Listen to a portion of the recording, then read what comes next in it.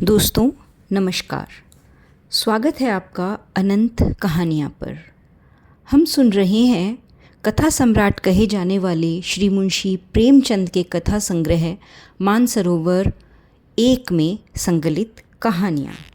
आज की हमारी कहानी है घर जमाई। यह कहानी एक ऐसे व्यक्ति की कहानी है जो ससुराल में रहकर अपना आत्मसम्मान खो देता है और अपने स्वाभिमान की रक्षा के लिए अंत में अपने घर लौट आता है। कहानी एक पुरुष के ससुराल में रहने पर आने वाली सामाजिक और भावनात्मक चुनौतियों को प्रस्तुत करती है, साथ ही जीवन में आत्मसम्मान के महत्व को भी दर्शाती है। तो चलिए शुरू करते हैं कहानी घर जमाई। हरिधन जेठ की दोपहरी में ऊख में पानी देकर आया और बाहर बैठा रहा। घर में से धुआं उठता नजर आता था। छन छन की आवाज़ भी आ रही थी। उसके दोनों साले उसके बाद आए और घर में चले गए। दोनों सालों के लड़के भी आए और उसी तरह अंदर दाखिल हो गए, पर हरिधन अंदर न जा सका। इधर 1 महीने से उसके साथ यहाँ जो बर्ताव हो रहा था और विशेषकर कल उसे जैसी फटकार सुननी पड़ी थी, वह उसके पाँव में बेड़ियाँ सी डाले हुए था। कल उसकी ही सास ने तो कहा था, मेरा जी तुमसे भर गया है जी, मैं तुम्हारी ज़िंदगी का ठेका लिए बैठी हूँ क्या। और सबसे बढ़कर अपनी स्त्री की निष्ठुरता ने उसके हृदय के टुकड़े कर दिए थे। वह बैठी यह फटकार सुनती रही, पर एक बार भी तो उसके मुँह से न निकला, अम्मा तुम क्यों इनका अपमान कर रही हो। बैठी गटगट सुनती रही। शायद मेरी दुर्गति पर खुश हो रही थी। इस घर में वह कैसे जाए? क्या फिर वही गालियाँ खाने, वही फटकार सुनने के लिए?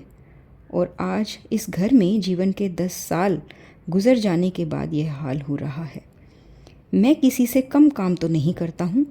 दोनों साले मीठी नींद सोते रहते हैं और मैं बैलों को सानी पानी देता हूँ, छानी काटता हूँ। वहाँ सब लोग पल पल चिलम पीते हैं। मैं आंखें बंद किए अपने काम में लगा रहता हूँ। संध्या समय घर वाले गाने बजाने चले जाते हैं। मैं घड़ी रात तक गाय भैंसे दूहता हूँ। उसका मुझे यह पुरस्कार मिल रहा है कि कोई खाने को भी नहीं पूछता, उल्टे और गालियाँ मिलती हैं। उसकी स्त्री घर से डोल लेकर निकली और बोली, ज़रा इसे कुएं से खींच लो, 1 बूंद भी पानी नहीं है। हरिधन ने डोल लिया और कुएं से पानी भर लाया। उसे ज़ोर से भूख लगी हुई थी। समझा अब खाने को बुलाने आएगी, मगर स्त्री डोल लेकर अंदर गई तो वहीं की हो रही। हरिधन थका मांधा, क्षुधा से व्याकुल हो वहीं पड़ा सो रहा। सहसा उसकी स्त्री गुमानी ने आकर उसे जगाया। हरिधन ने पड़े पड़े कहा, क्या है, क्या पड़ा भी न रहने देगी? और पानी चाहिए?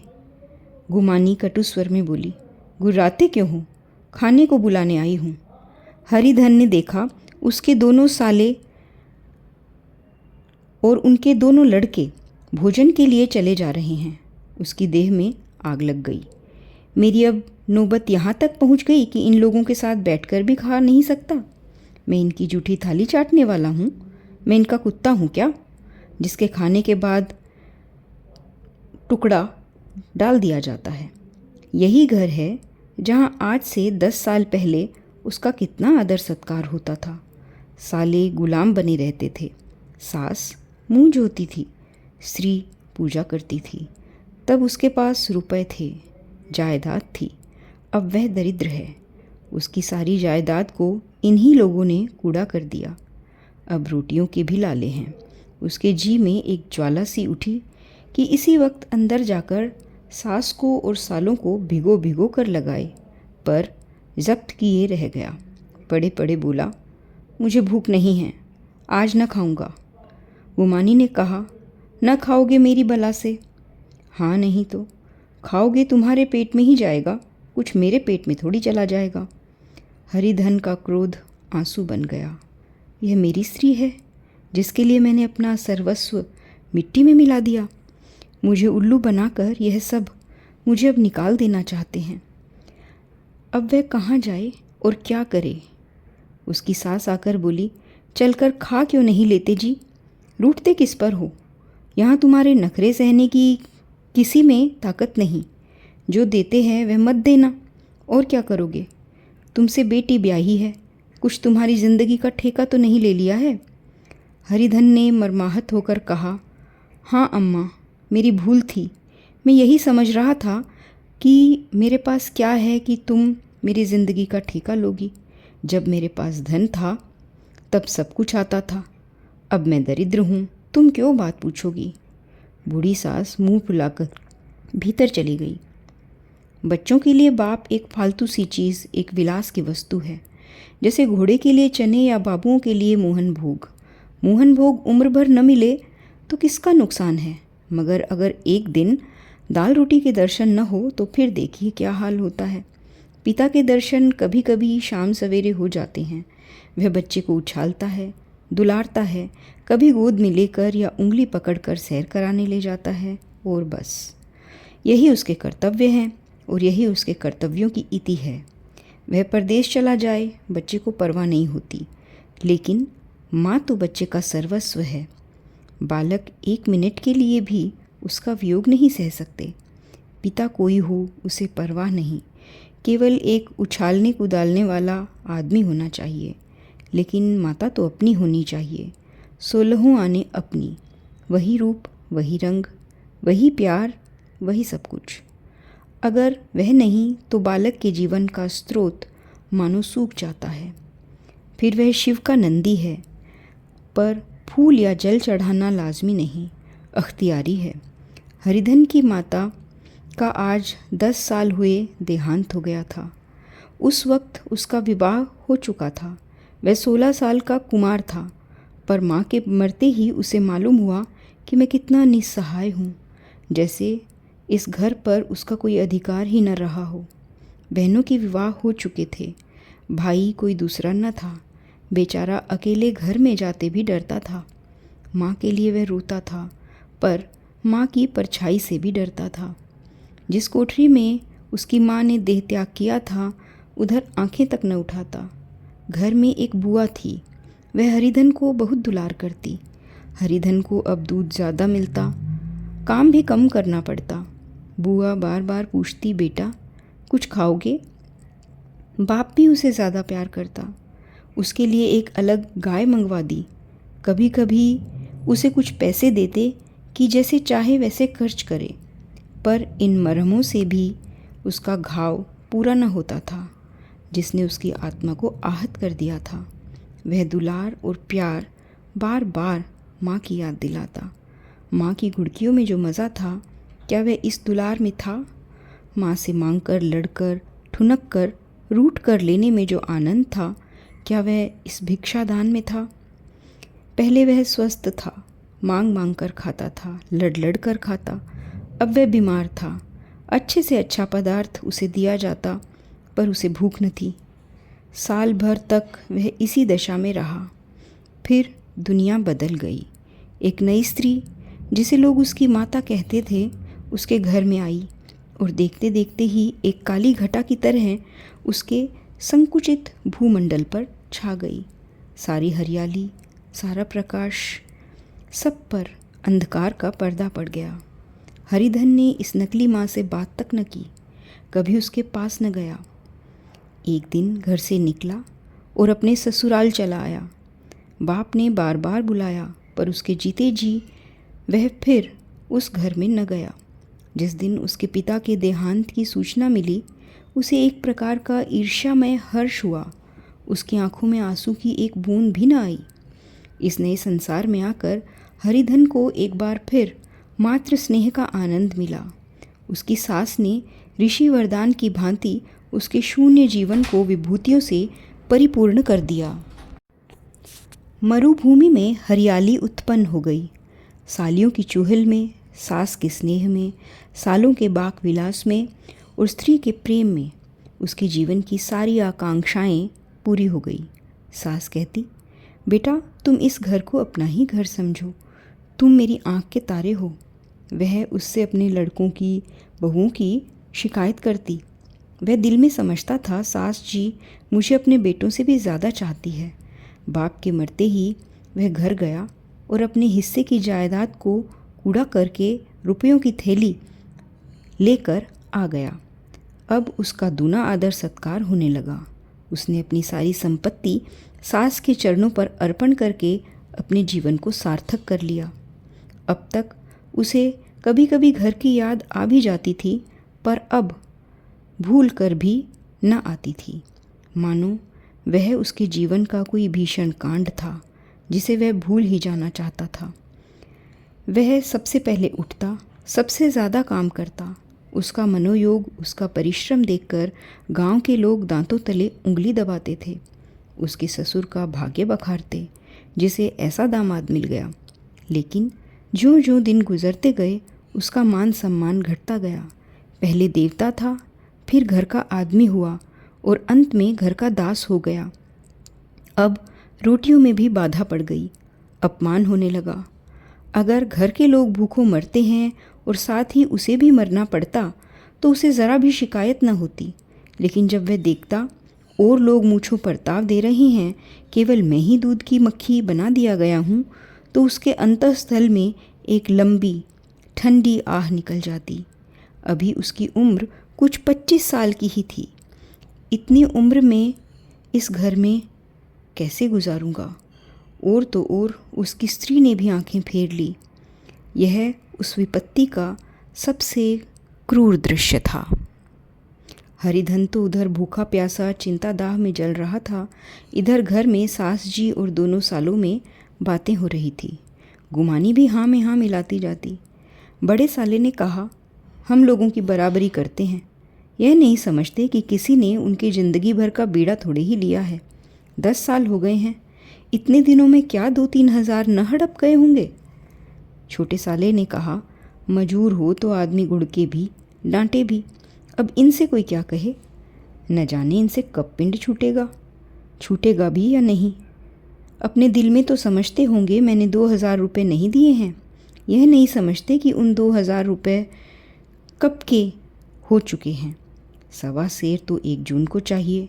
सास गंभीर भाव से बोली, बड़ी भारी खुराक है। गुमानी माता के सिर से जूं निकाल रही थी। सुलगते हुए हृदय से बोली, निकम्मे आदमी को खाने के सिवा काम ही क्या रहता है। बड़े खाने की कोई बात नहीं, जिसको जितनी भूख हो उतना खाए, लेकिन कुछ पैदा भी तो करना चाहिए। यह नहीं समझते कि पहुनई में किसी के दिन कटे हैं।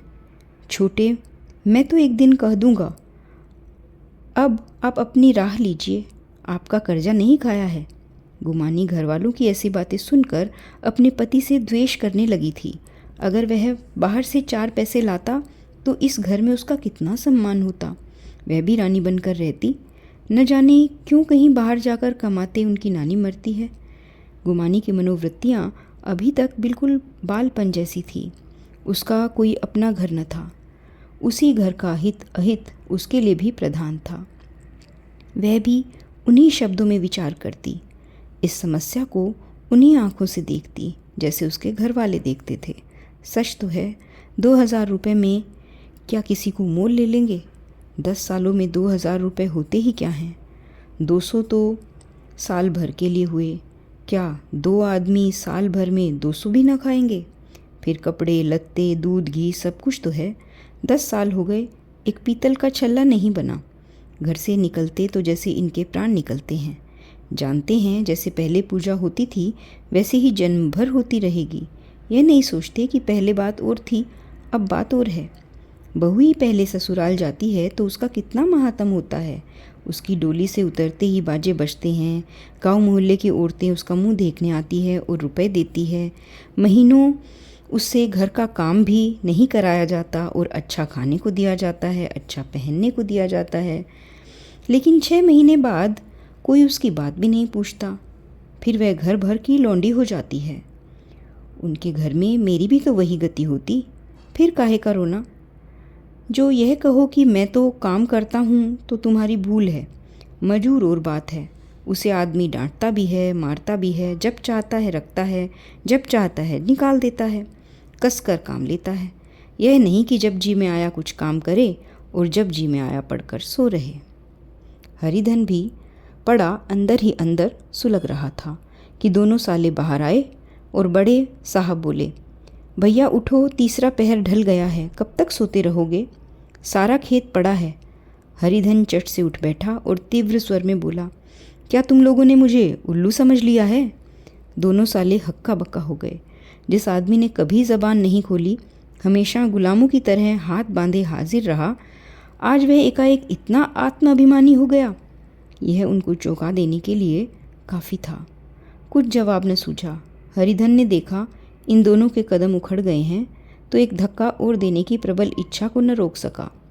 उसी ढंग से बोला, मेरी भी आंखें हैं, अंधा नहीं हूँ, न बहरा ही हूँ। छाती फाड़ कर काम करूँ, उस पर भी कुत्ता समझा जाऊँ? ऐसे गधे कहीं और होंगे।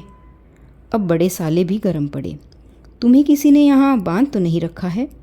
अब हरिधन लाजवाब हो गया। कोई बात न सूझी। बड़े ने फिर उसी ढंग से कहा, अगर तुम यह चाहो कि जन्म भर पाहुने बने रहो और तुम्हारा वैसा ही आदर सत्कार होता रहेगा तो यह हमारे बस की बात नहीं है। हरिधन ने आंखें निकाल कर कहा, क्या मैं तुम लोगों से कम काम करता हूँ? बड़ा, यह कौन कहता है? हरिधन, तो तुम्हारे घर की यह नीति है क्या कि जो सबसे ज़्यादा काम करे वही भूखों मारा जाए? बड़ा, तुम खुद खाने नहीं गए, क्या कोई तुम्हारे मुंह में कोर डाल देता? हरिधन ने होठ चबाकर कहा, मैं खुद खाने नहीं गया कहते तुम्हें लाज नहीं आती? नहीं आई थी बहन तुम्हें बुलाने? हरिधन की आंखों में खून उतर आया, दांत पीस कर रह गया। छोटे साले ने कहा, अम्मा भी आई थी, तुमने कह दिया मुझे भूख नहीं है, तो क्या करती? सास भीतर से लपकी चली आ रही थी। यह बात सुनकर बोली, कितना कहकर हार गई, कोई उठे ना तो मैं क्या करूं? हरिधन ने विष और खून आग से भरे हुए स्वर में कहा, मैं तुम्हारे लड़कों का जूठा खाने के लिए हूँ? मैं कुत्ता हूँ क्या कि तुम लोग खाकर मेरे सामने रूखी रोटी का टुकड़ा फेंक दो? बुढ़िया ने ऐंठ कर कहा, तो तुम क्या मेरे लड़कों की बराबरी करोगे? हरिधन परास्त हो गया। बुढ़िया के एक ही वाक प्रहार ने उसका काम तमाम कर दिया। उसकी तनी हुई भवें ढल पड़ी, आँखों की आग बुझ गई, फड़कते हुए नथुने शांत हो गए। किसी आहत मनुष्य की भांति वह ज़मीन पर गिर पड़ा। क्या तुम मेरे लड़कों की बराबरी करोगे? यह वाक्य एक लंबे भाले की तरह उसके हृदय में चुभता चला जाता था। न हृदय का अंत था न उस भाले का।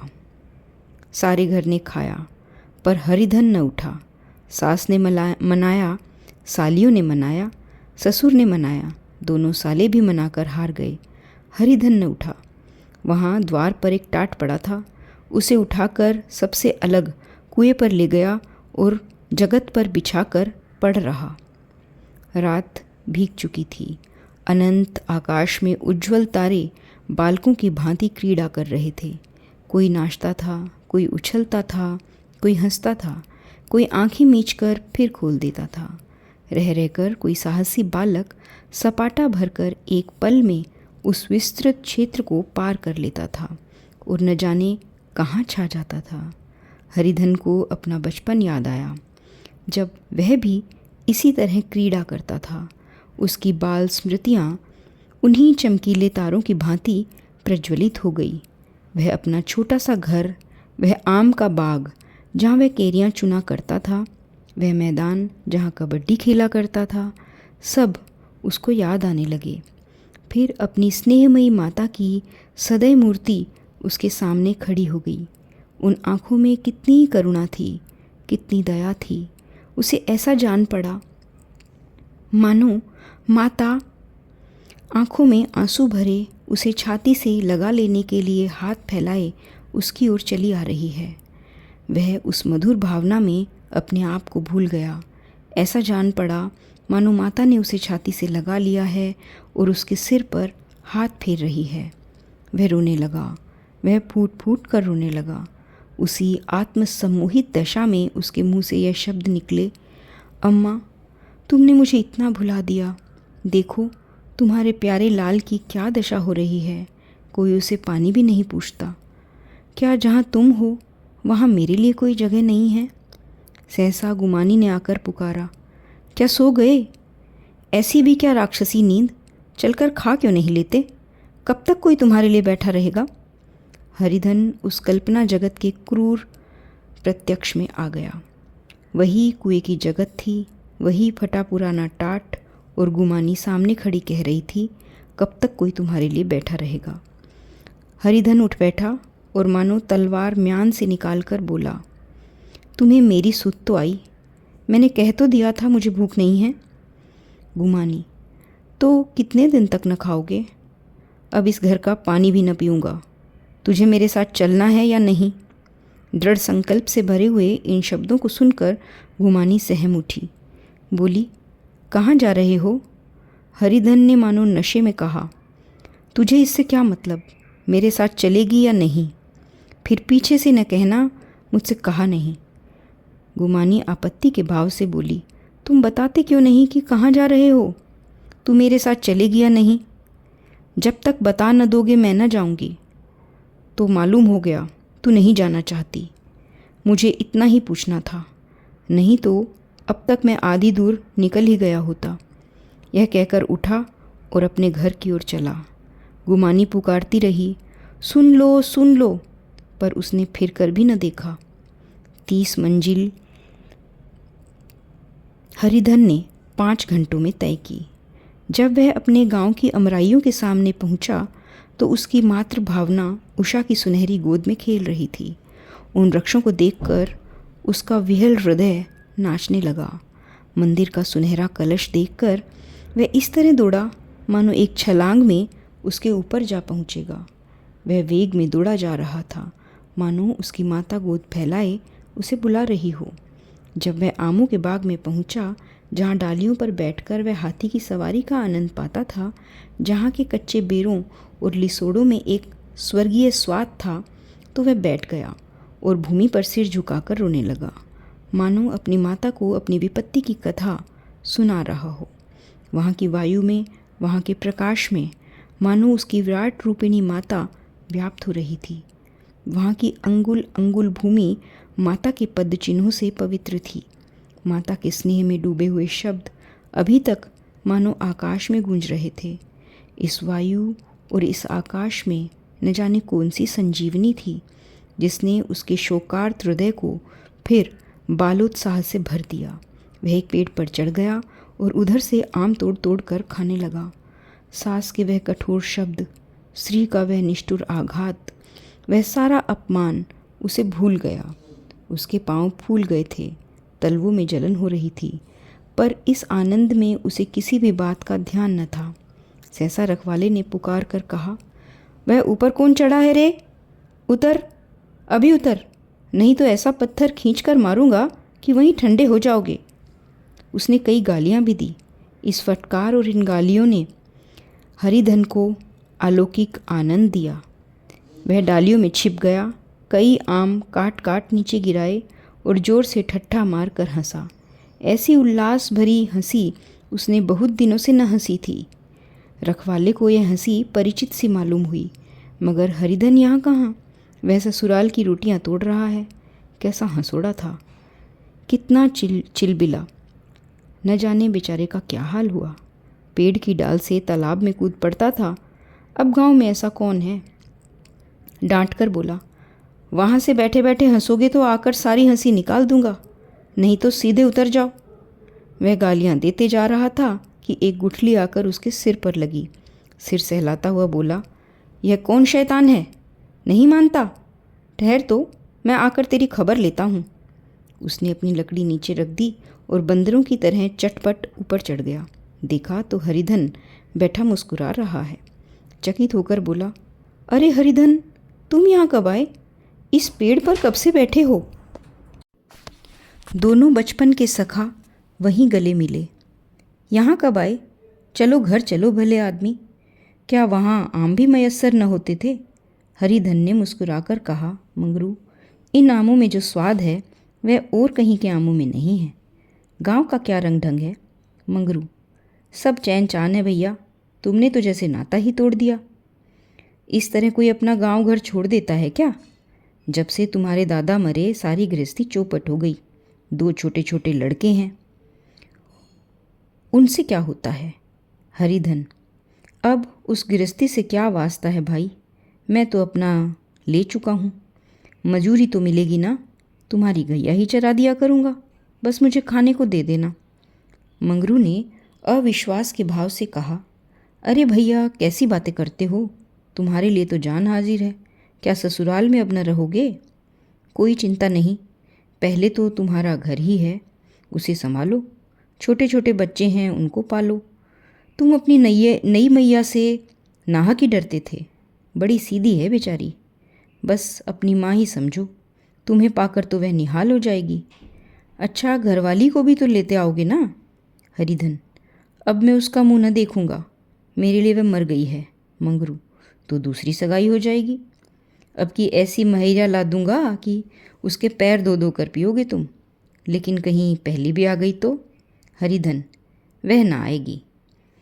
हरिधन अपने गांव पहुंचा तो दोनों भाई भैया भैया कहते हुए आए और भीतर दौड़े माँ को खबर दी। उस घर में कदम रखते ही हरिधन को ऐसी शांत महिमा का अनुभव हुआ मानो वह अपनी माँ की गोद में बैठा हुआ है। इतने दिनों ठोकरे खाने से उसका हृदय कोमल हो गया था। जहाँ पहले अभिमान था, आग्रह था, हेकड़ी थी, अब वहाँ निराशा थी, पराजय और याचना थी। बीमारी का जोर कम हो चला था। अब मामूली दवा भी असर कर सकती थी। किले की दीवारें छिद चुकी थी। अब उसमें घुस जाना असाध्य न था। वही घर जिसे वह एक दिन विरक्त हो गया था, अब गोद फैलाए उसे आश्रय देने को तैयार था। हरिधन का निरअवलंब मन यह आश्रय पाकर मानो तृप्त हो गया। शाम को विमाता ने कहा, बेटा, तुम घर आए हमारे धन्य भाग। अब इन बच्चों को पालो। माँ का नाता न सही, बाप का ही नाता सही। मुझे एक रोटी दे देना, खाकर एक कोने में पड़ी रहूँगी। तुम्हारी अम्मा से भी मेरी बहन का नाता है, उस नाते से भी तुम मेरे लड़के ही होते हो। हरिधन ने मातृविहल आँखों से विमाता के रूप में अपनी माता के दर्शन किए। घर के एक एक कोने से मातृ स्मृतियों की छटा चांदनी की भांति छिटकी हुई थी। विमाता का प्रौढ़ मुखमंडल भी उसी छटा से रंजित था। दूसरे दिन हरिधन फिर कंधे पर हल रखकर खेत को चला। उसके मुख पर उल्लास था और आंखों में गर्व। वह अब किसी का आश्रित नहीं, बल्कि आश्रयदाता था। किसी के द्वार का भिक्षुक नहीं, घर का रक्षक था। एक दिन उसने सुना गुमानी ने दूसरा घर कर लिया है। माँ से बोला, तुमने सुना काकी, गुमानी ने घर कर लिया। काकी ने कहा, घर क्या कर लेगी, ठट्ठा है। बिरादरी में ऐसी अंधेर, पंचायत नहीं अदालत तो है। हरिधन ने कहा, नहीं काकी, बहुत अच्छा हुआ। ला, महावीर जी को लड्डू चढ़ा आऊं। मैं तो डर रहा था कहीं मेरे ही गले ना आ पड़े। भगवान ने मेरी सुन ली। मैं वहाँ से यही ठान कर आया था कि अब उसका मुंह न देखूंगा। दोस्तों, अभी आप सुन रहे थे कहानी घर जमाई। दोस्तों, यह कहानी आप इंदु शर्मा की आवाज़ में सुन रहे थे। कृपया मेरे इस चैनल को लाइक करें और सब्सक्राइब करें। कहानी सुनने के लिए आपका बहुत बहुत धन्यवाद।